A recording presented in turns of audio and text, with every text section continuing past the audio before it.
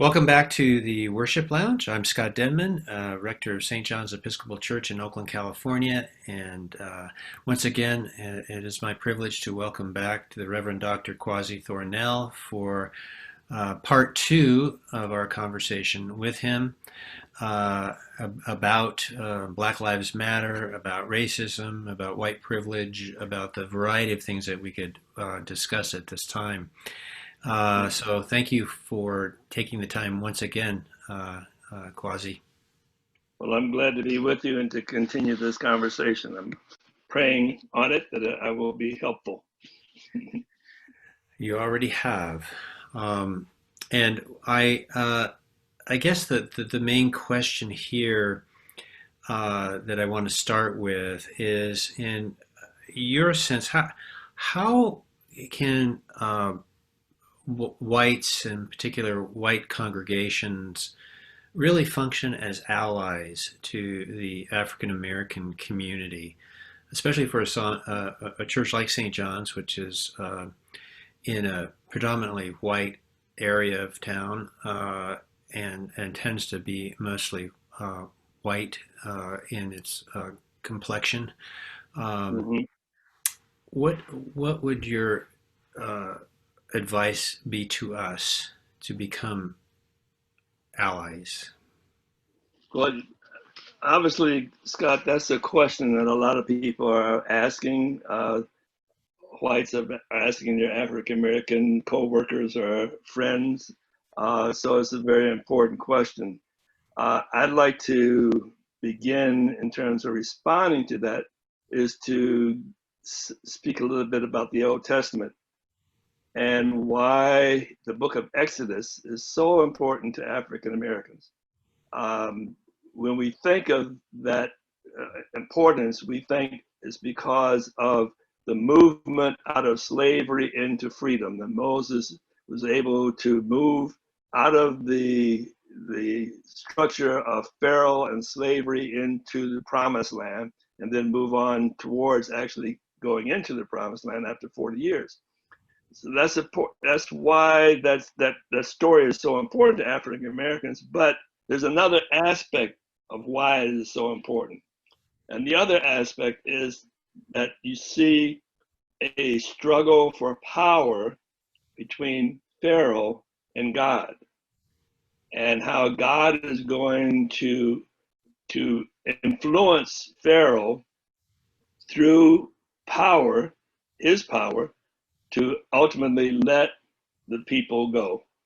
And it's only by the constant pressure of that power by God on Pharaoh that he ultimately allows the people to go and then chases after them. But then God asserts his ultimate power and drowns Pharaoh and the army.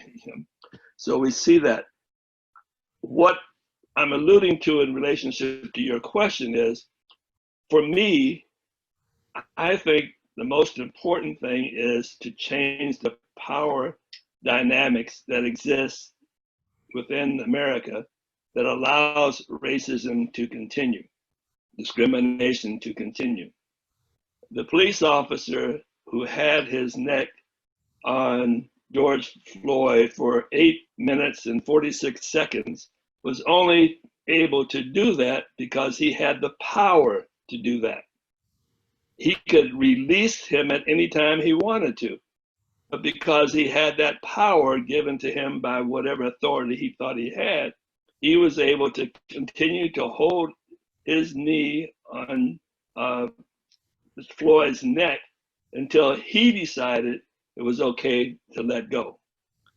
So unless we change the power in this land, those who make the decisions that influence racism and discrimination and economic disparity, discrimination of all forms, unless we move those persons out of power and replace them with people who are working fervently to end racism and discrimination of all people, economic disparity, and poverty, then all we're doing is just, I believe, going through motions. We're not changing. So we see the struggle that's going on in Washington right now in the Congress and Senate and the president about how this law about um, uh, controlling the police is going to form, basically. And we've been there before, and we've seen countless times things not happen because the right people are not in place to make them happen.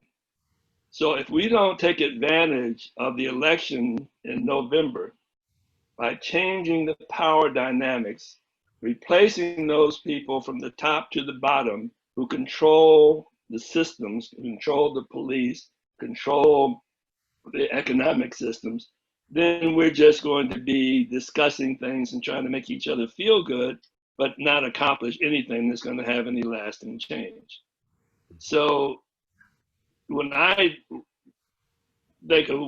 respond to that question, if you're not talking about shifting power, then I don't believe you're really being serious. Because Scott, you and I, we've been through all this stuff before. We've been in the groups, we've been in the sensitivity training, we've been in all those things. We've even, marched and demonstrated. But if ultimately, if the people who have the right mind and on the right side of things are not in positions of power, then nothing is going to change, and we'll be back in the same place. Right. What I just recall that, and I may have said this last time, that when the civil rights movement moved from just being the civil rights movement to being Black Power, the SNCC workers, who included Black and white, told the white members, they said, well, what do we do now? Because you're talking about Black Power. What do we do now?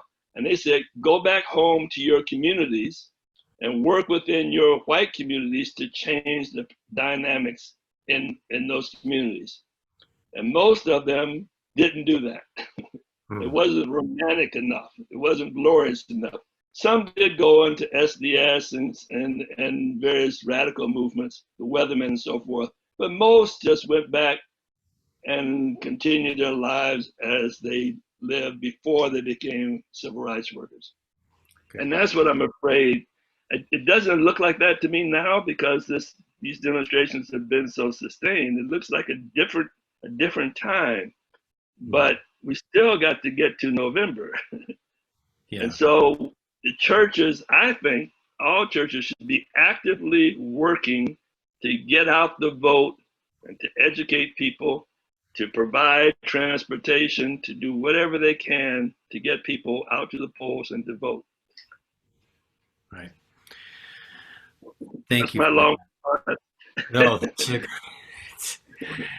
it's wonderful. I as you know, believe in speaking truth to power, and I think you're right that we've got to see that happening. But when you talk about going back to your white community, as it were, there is again the sense that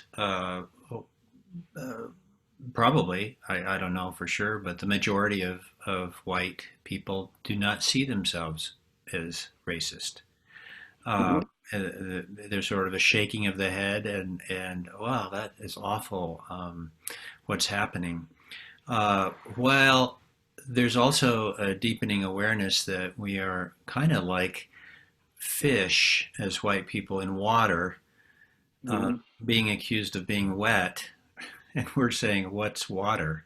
I don't, because we're so immersed in our story or, in some ways a lack of story, because there hasn't been the level of suffering and pain, but rather more privilege. And how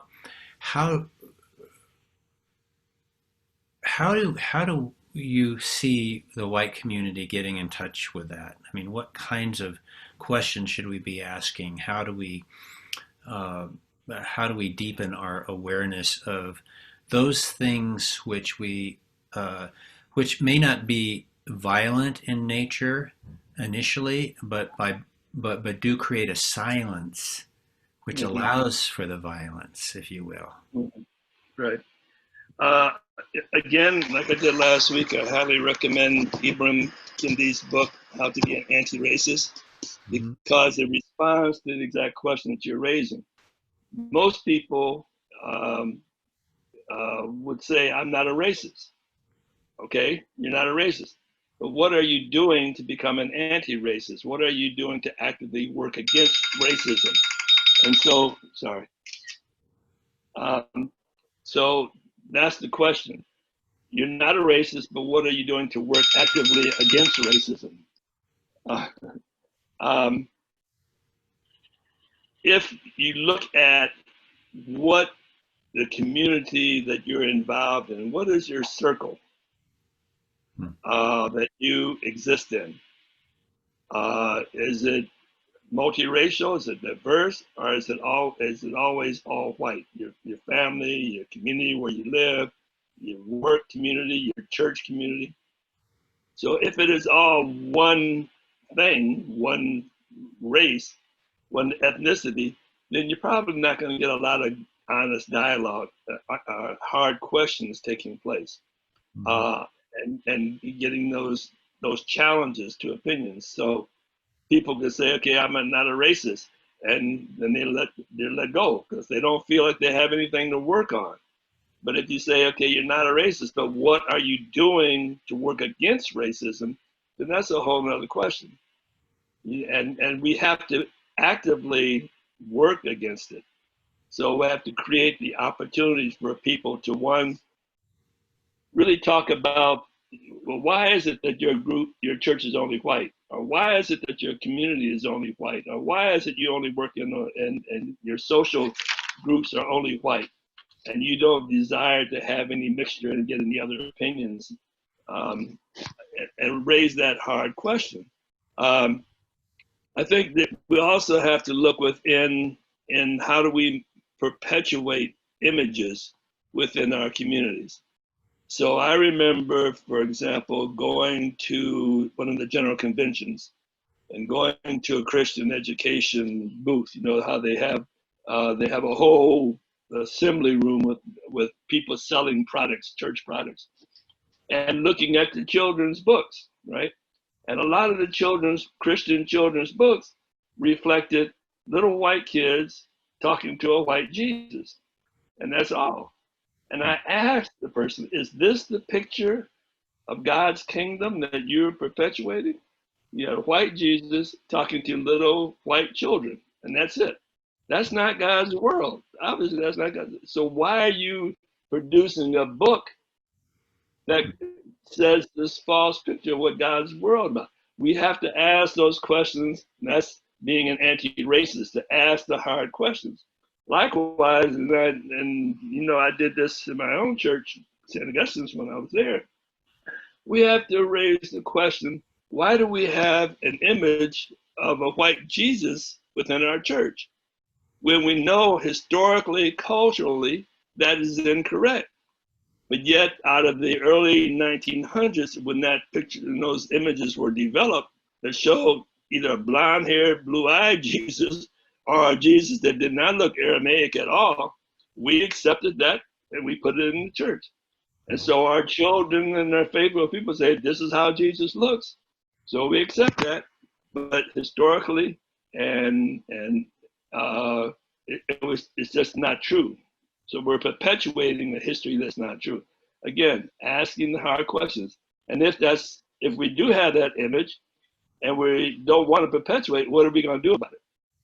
Hmm. You know, when I was at St. Augustine's, I raised that question with the congregation because the first thing I saw when I went to St. Augustine's in 2009, behind the altar was this image of this white Jesus, right? And I said, even then, I said, whoa, this is a black congregation that has this picture of a white Jesus, which many black congregations have that image.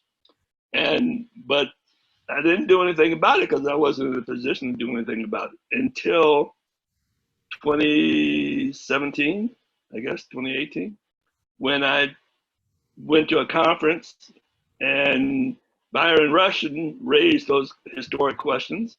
And I came back and said, okay, we have to look at this image that we're perpetuating. and the congregation, for the vestry, the committee, the preservation committee had to meet, and the vestry had to meet, and we finally said, and I had some stained glass people draw up different options for windows, and so we replaced the window, and we didn't replace it with a black Jesus. We didn't replace it with any image. We just have a very nice picture of a cross there. Um, but people realize through talking about it, first raising the question, challenging the reality of that, and what we're saying to people when we allow those images to stay in place, and not raising the questions about that. Mm-hmm. So it really is means that asking the hard questions as to how we perpetuate the system. Part of that is by not talking to anybody that's different than us. And the other part is not challenging images that are all around us that perpetuate it. Right. Sorry for the word response to this. No. Please don't apologize. It's really important, everything you're saying. It wonder, there are these sort of subtle ways that I'm suspicious of in which we promote a kind of, I guess you could call it racism, certainly a kind of classism, in the church. That sometimes we refer to things as blessings, and the first thing that comes to mind is something related to an economic situation, right? And or a certain context or environment that we find ourselves in, which is privileged, and in so doing that, we imply that God has blessed us, which implies God hasn't blessed me. It's like a comedian who said was interviewing an NFL player or something, and said, "I'm so grateful to God for the victory." And his question was, "Why does God hate the other team?" And it's humorous in nature, that comment, but it's more profound when you think about even the way we look at prayer or liturgy, or the way we function spiritually, as if God were on our side, and yet and the inability to perhaps to be truly confessional and broken, in a way that will allow us to come together in new patterns. That's very true, and something that we really have to wrestle with. We do believe God is on our side, and God, I believe, says he's on our side, but he requires something of us. Right. He's not just on our side because he said you're nice people, or you're this group over here, you're this group over there. You're required, something's required of you. So the football or basketball analogy is, well, one team's better than the other. That's why they won. So they work harder at it. That's why they won the game. Well, we're called to work harder at being Christians because we say we believe in God. And if we believe in God, then that does require something of us. Right. It requires us to do something, to live a certain way, to act a certain way. And so, I mean, that's Old Testament and New Testament and Gospel. It's all, it's not just God's on our side for no reason. God's on our side because we're acting in a certain way. Yeah. So as we move forward with in this time of pandemic, when we are even having trouble finding ways to be with each other, and knowing what you know about St. John's, what would be your prayer for us as we seek to deepen the conversation around what we can do around our complicit racism, perhaps, and the way we've been acting or non-acting. Mhm. What would be? I'm asking you now as a spiritual doctor, seeking advice from you. What would be your prescription for us? We are limited right now in what we can do.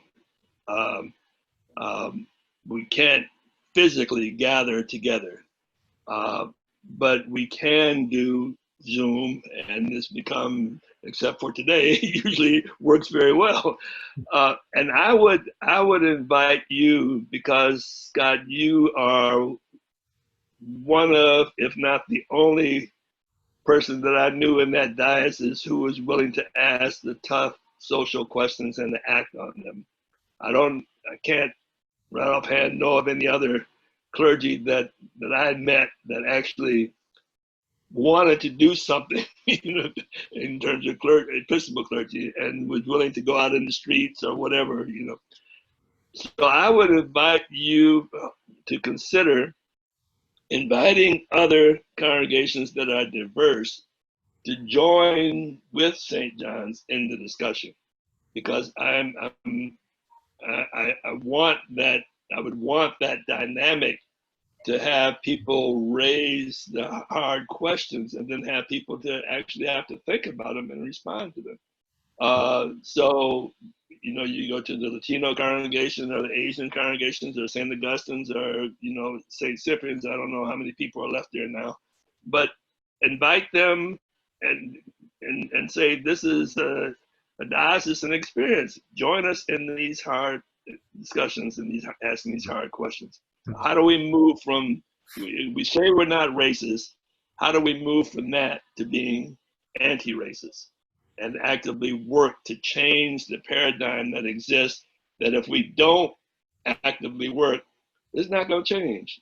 Hmm. I remember specifically when Emmett Till was killed, and the picture came out in Jet magazine, which was the magazine in the black community. I remember that, and that was like, what, 40, 50 years ago, if not more, no more than that. I mean, I was a kid, so it had to be.